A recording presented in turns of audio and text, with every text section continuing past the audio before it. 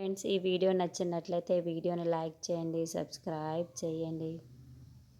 పద్మావతి అయితే ఇంటికి వస్తూ ఉంటుంది. ఇంతలో విక్కీ మాత్రం ఆర్య ఇంట్లో ఉన్న వాళ్ళందరూ ఒక్కసారి పాపను గారాబం చేయడం, పాపను ముద్దు చేయడం చూసి ఒక్కసారిగా షాక్ అయిపోయి చాలా బాధపడుతూ ఉంటుంది.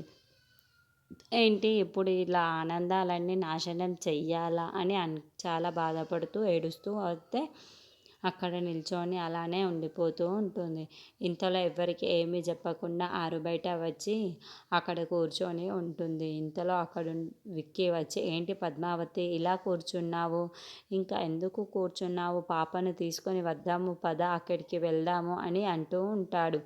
ఆ మాటలు వినగానే అక్కడున్న పద్మావతి అయితే, లేదు సారు, రావడం కుదరదు, వెళ్ళకూడదు కదా అనుకున్నాను అంటూ ఉంటుంది.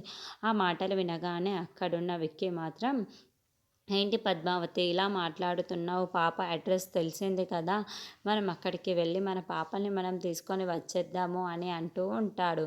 ఆ మాటలు వినగానే అక్కడున్న పద్మావతి మాత్రం, లేదు సారు, పాప అయితే అక్కడ లేదు, అందుకే నేను ఇలా ఉన్నాను అని అంటూ ఉంటుంది. ఆ మాటలు వినగానే అక్కడున్న విక్కీ మాత్రం ఒక్కసారిగా షాక్ అయిపోతూ ఉంటాడు.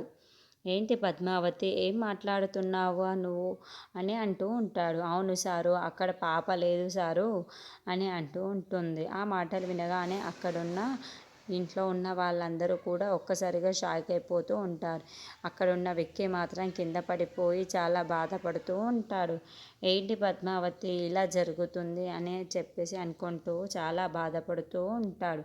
అది చూసిన పద్మావతి మాత్రం, ఈయనకి నిజం చెప్పలేను, అలాగని నిజం దాయలేను అని చెప్పేసి అనుకుంటూ ఉంటుంది. ఇంతలో అక్కడున్న విక్కీ మాత్రం చాలా బాధపడుతూ ఏడుస్తూ కూర్చొని ఉంటాడు.